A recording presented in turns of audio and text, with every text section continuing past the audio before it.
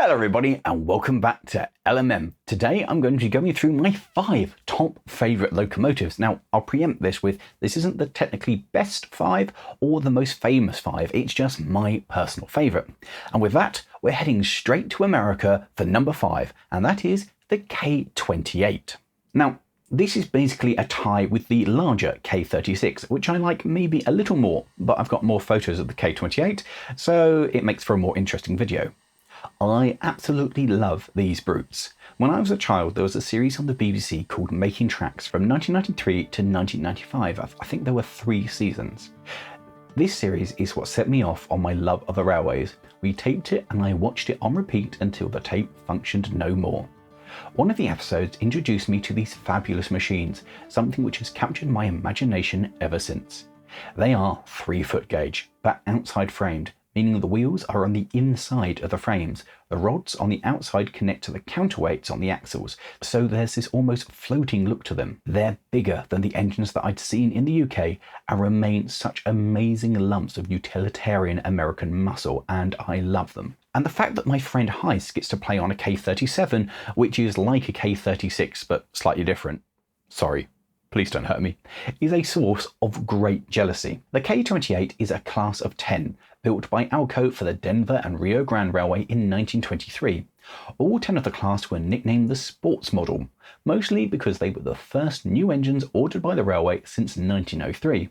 3 of the class survive, with the remaining 7 being taken to Alaska to build a railway during the Second World War, and after that ended, they were scrapped in Seattle.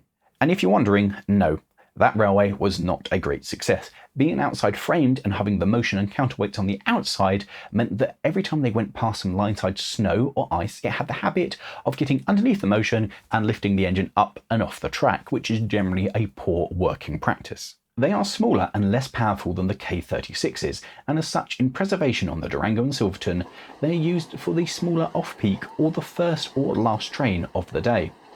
They have 2 18 by 22 inch cylinders, are air braked, and in service with the tender weigh some 115 tonnes, with a tractive effort of 27,540, and remain an absolute icon of the American narrow gauge. Moving on to number 4, and still staying away from the UK, is the PT47 over in Poland. The way Poland numbers its classes is very clever. The first letter lets you know the type of engine. O is a stopping passenger, T is freight, and P is express passenger. The next letter is the wheel arrangement. P is 080, L is 262, M is 462, and T is 282. The final numbers are the year that the design was finalised. So PT47 is an express passenger 282 which started being built after 1947. I love this class, particularly number 65, and I've been fortunate enough to be out to see the last regular mainline passenger steam-hauled service in Europe, in Poland on many an occasion, and this was the first engine I managed to get a footplate ride on, and since then it has remained a favourite. It's just so much bigger than anything we have in the UK, and to see it still working has been a delight. The sense of power that it gives is also just incredible, and I've seen it through a couple of different liveries. When new, as an express engine, apparently it would have been this green, but I much prefer it in the standard black that just got applied to everything else. It's just so businesslike. It's built to do a job, and do it does. The firebox is 48 square foot, and as a result many of the class were fitted with a mechanical screw-driven stoker, and the engines were known for travelling at over 110 kph with 600 tonnes behind, and in the height of their service life were offering travelling over 500 miles in a single day. The design is the evolution of the PT31. This is superheated and has more tubes. 180 of the class were built between 1948 and 1951. There are 15 remaining in Poland. Some are wrecks, as seen in my video looking at the abandoned engine in Poland, and some are housed in museums, with only 1 currently working, being the only standard gauge steam locomotive working in Poland. It weighs over 182 tonnes and has 2 630 by 700 mm cylinders, giving a tractive effort of some 29,760. As Poland's only operating mainline steam engine, the PT is the flagship locomotive for all steam engines in Poland, showing just what these amazing machines are capable of and what they'd be like if they were restored and working. Being such a rarity gives it an even greater gravitas, and it really is the last bastion of working steam in Poland, that last flicker of light against the dark of modernisation. And for that, it's always going to be one of my favourite locomotives. Moving on to number 3 and finally getting to the UK, the 060 Austerity. This is the perfect engine for preservation. It will handle the service on almost any heritage line within the UK, large or small. It will haul basically whatever you ask of it, certainly anything you ask of it on a heritage railway. And it looks amazing. These things were some of the great survivors of steam in the UK, built for the war effort to a standardised design by Hunslet, a simplified version of their 50550 design. In order to meet the demand, Hunslet subcontracted some of the construction to Andrew Barkley, Bagnall, Hudswell Clark, RSH and the Vulcan Foundry, with a grand total of 377 engines being built for the war effort.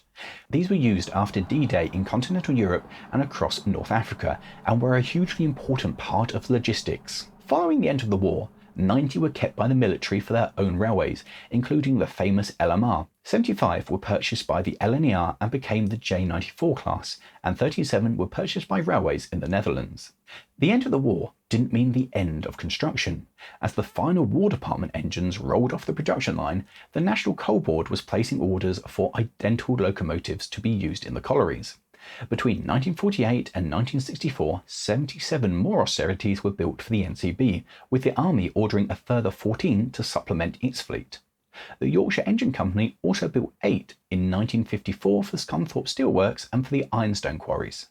Hunter also rebuilt many of the NCB locomotives, and when the Army started to sell off the engines in 1959, they bought back 15, rebuilt them and sold them on, with the NCB buying 13, the 14th went straight into preservation, and the 15th one was scrapped without actually being rebuilt. In total, 485 were built between 1943 and 1964. The NTB continued to use them through the 70s, with some surviving into the 80s, making them some of the last working steam engines to be used in the British Isles. And towards the end, lots of improvement were tried to make the engines cleaner and more efficient. Around 70 of the class have survived into preservation, and most standard gauge heritage railways in the UK at some point in their history have been graced by one of these engines. They weigh 49 tonnes and are 30 foot long and have two 18 by 26 inch cylinders, giving them a tractive effort of some 23,870, which for the ones working under British Railways gives them a 4F rating. They remain one of the most iconic of British steam locomotive designs, showing just how durable, how powerful and how versatile the steam locomotive could be, and were completely undeserving of the nickname they got of Bucket. It remains the steam engine I would like to own, only being superseded by our number 2, the Andrew Barkley 040. I love these little engines, and if I ever get the chance, I will have one. They are one of the most iconic industrial locomotives to be found in the UK, which were employed all over the country from docks to factories, and I just love them. The first engine I ever fired without supervision was indeed a little Andrew Barkley, Little Barford, and from that the class has certainly left its mark on me. I think the proportions are spot on. They're cute, but also they're serious workhorses, being able to handle most trains at a smaller heritage railways, and they have a wonderful bark. Andrew Barkley built over 1,000 of these little engines in a variety of flavours. You could get a 10, 12, 14 or 16 inch version, with the production starting in the late 1890s and going through to the early 1950s, with surprisingly few changes to the design. The size difference referred to the cylinder size. The 14 and 16 inch were pretty much the same beast, but the 10 inch is a twee little thing. The engines were built up in Scotland at Kilmarnock Works, and whilst Andrew Barkley produced a range of other locomotives, it's these little tank engines that became synonymous with the brand. Whilst they are certainly too small for longer lines, the bigger versions are good performance at a number of heritage railways, giving a lot of oomph for a small engine. The tractive effort of the 14 inch is 14,300 and the 16 inch is 18,990. Hattons do a 00 gauge ready to run version of it, and I've never wanted to own an entire production run more. I have one of them and I desperately want to get some more. There are around 100 of these little engines in preservation, including some still sat in the scrapyard hoping for rescue. This is the type of steam engine that one day I would love to own. It's small enough that you can realistically look after it with one person, but it's still large enough to actually go out and earn its keep and do something. It's just fabulous, and one day I definitely will have one. And that brings us to number 1, my favourite locomotive. And that's right, you've all guessed it, it's none other than the Ruston 48 DS. I'm not biased, honest. I have loved these little machines since I found the photo of the one that took up the MSLR after its closure in 1952. They are laughably small, but wonderfully cute little machines that could easily be picked up and moved, making it ideal as a contractor's locomotive and for small factories and yards that just needed to move a wagon about a few times a week. The prototype was built in 1936 and ended up going to work at Heinz in their factory, and until 1941 they were known as the 44/48. Basically, you had 44 horsepower most of the time, and if you thrashed the living whatever out of it, you could get 48 horsepower out of it. Inside, the basic design is the same as the narrow gauge version, it just has outriggers bringing it out to the standard gauge. It was fitted with Ruston's 4VRO 4-cylinder diesel, and after 1946 the 4VRH, which also saw cosmetic changes to an enclosed cab and the addition of the aluminium cast Ruston plate on the nose rather than the hand-painted design. By 1957 the 4VRH had been replaced with the 4YCL engine. All the variations had the same 3-speed epicyclic gearbox which drove both axles through chains and gave the thing a mighty top speed of 9 miles an hour and the ability to pull over 100 tons on the level. Not at 9 miles an hour, mind you, or uphill. Of my pair, 294266 is the oldest, having been built in 1951 and sent to the Burnside Tramway to serve James Cropper's paper mill. From there it went to Steamtown and left with Sir William going to his private railway at Fawley Hill, and currently lives at the Mid-Suffolk Light Railway. 393303 was built in 1955 and delivered on the 20th of January 1956 to Branson Works in Burton-on-Trent, who were a wagon repairer, before being moved to Wellingborough and being subsequently sent to scrap after the works closed in 1983, where it was then forgotten about until I came across it and with the help of you wonderful people saved it from scrap. And to my knowledge it is currently the most recent departure of a locomotive from a scrapyard in the entirety of the UK. There were some 236 48s built, with 47 exported abroad, but I believe that figure includes the meter gauge up to 5'6", so I don't really know how many standard gauge ones there were. It features a single handbrake with no air or vac. They are super little engines, perfect for a small railway or for a short and simple shunt. There's no wait for air to build up, just turn it on, trundle over, shunt and park up. They are a perfect small yards engine. They're wonderfully good fun and so easy to drive and relatively simple to maintain. And they certainly make a good first foray into locomotive ownership.